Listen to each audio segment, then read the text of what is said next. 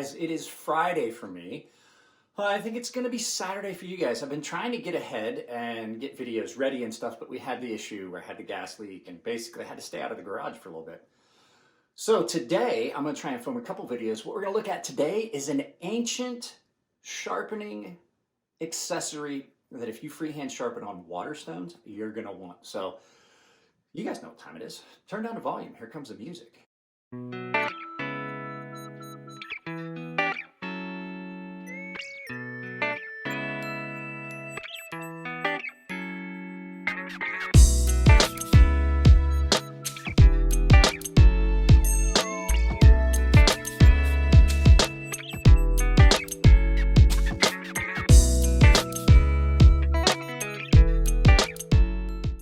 So since I have to sharpen some straight razors, and I'm hopefully going to be sharpening a lot more straight razors in the very near future, that might be something we announce later, I needed to get one of these, and they're not an expensive item, but I haven't needed one for a while. This is a Nagura Stone, and what it is it's a stone that you use to prep your stones. Now this is not necessarily a flattening stone, but it can kind of take the place of that if you use it consistently and you're using your stones consistently.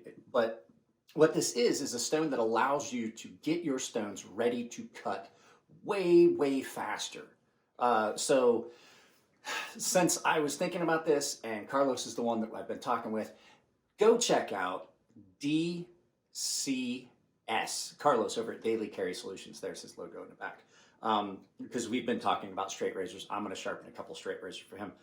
So I have stones in the water. I have this thing ready. I've got to wet this a little bit, and then we're ready to go. I'm going to get this ready and show you how to use this stone. There's two different ways to use it. There's two different things you can use it for, but I'm going to show you a couple different things that this stone is really good for. So not going to be probably a very long video, but let's turn this around and take a look from above. So you can see here I have several stones. This is the stone I'm talking about. This is a Nagura Stone.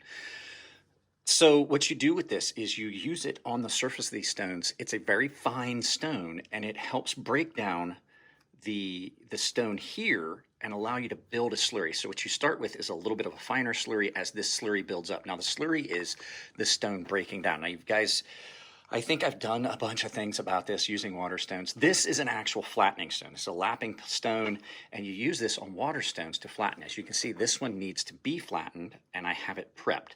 So one of the things you want to do is you want to put a grid mark on it, and as you use this flattening stone, you will see the lines disappear, and anywhere where it's low, you'll still have pencil marks. So all I do is I just put a grid pattern on it with a pencil. So when I'm done with this, I have to flatten. This one has already been flattened, and then it's been used a little bit just for some touch-up stuff. So we're going to use this stone as an example. So give me a second. I'm going to get these. I just wanted to show you the difference.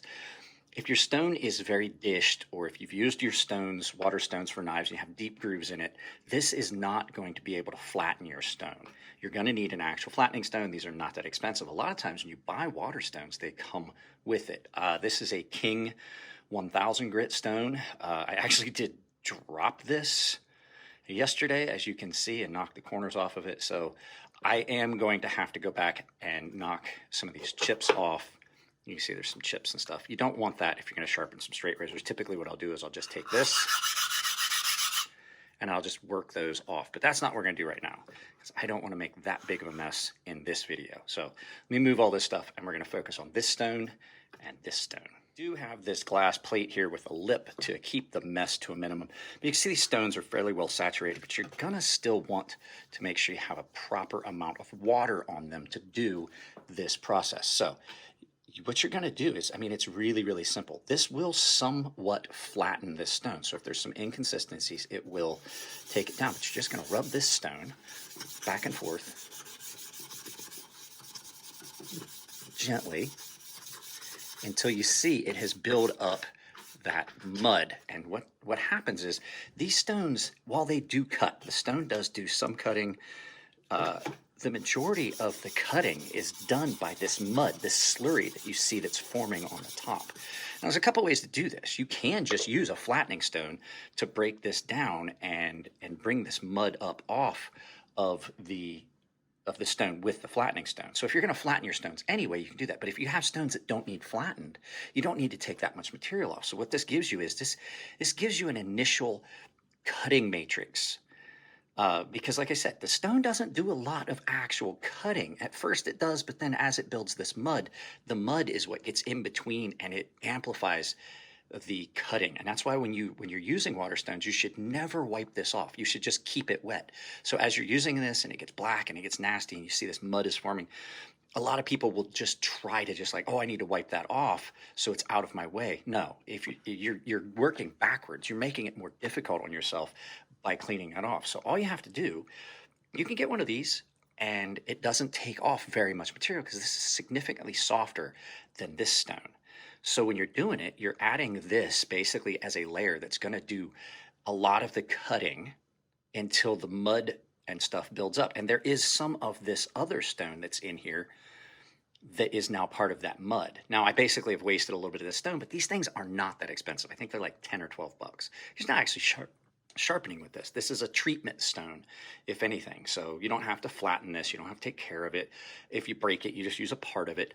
So, I mean, these are pretty fragile, but you want to make sure it's wet and you want to make sure your stone is good and saturated. So these stones have been soaking for 24 hours. Now, I wanted to point out to you, there's another thing you can do with this on different types of stones. So hang on just a second. So I have a couple of ceramic stones. Now you can do this. It doesn't work as well on, like, say, Spyderco ceramic, but you can use this too. Clean your ceramic stones. It works really well for that. As a matter of fact, when you buy one of these Sharpening stones, it actually recommends that you use one of these stones to remove the black material that's in your stone. Now, as you can see, it doesn't work as well on this, but it is definitely taking off some of that. And so basically you can use this to clean some of your ceramic stones. Like same on this, if this had like all kinds of black, I literally did this a couple of days ago. If you had a bunch of black steel residue in your stone, you can do that. This stone cuts a little bit differently. This stone doesn't really form a slurry like a lot of water stones. It's a splash and go ceramic, but it does cut really well. What happens is it has a tendency to load. This works really well for that, and it opens the pores of the stone back up. This is not as hard of a ceramic as this one is, but it definitely does work. And I mean, it helps because you start to build that slurry. Now, typically when I do this, then I rinse it off and I just let the stone do its thing. Same on this. You don't want that.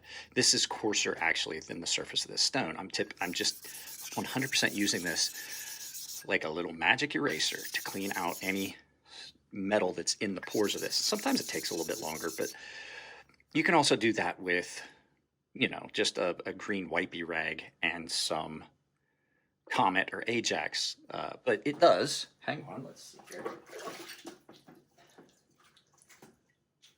As you can see, there's less of that black material in there. Now, I could keep going and I could use this and then rub that with my fingers and clean it out. But that's a lot of times the things you're going to use this stone for.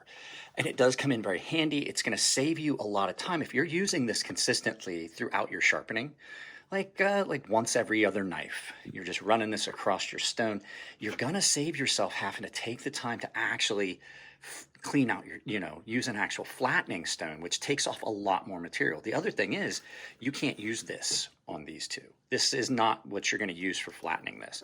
If this gets dished and bellied out, you're just going to have to take some time with just some sandpaper on a block and clean this up, because you don't want something as coarse as this on this stone. These are very, very fine stones, and then if you screw that surface up, you're going to have little pockets and things that will cause scratches, and they'll hold grit and things like that. You want this as smooth and as clean as possible without any contaminants, but you also don't want to have something really coarse where you're going to pocket this out and make it pitted.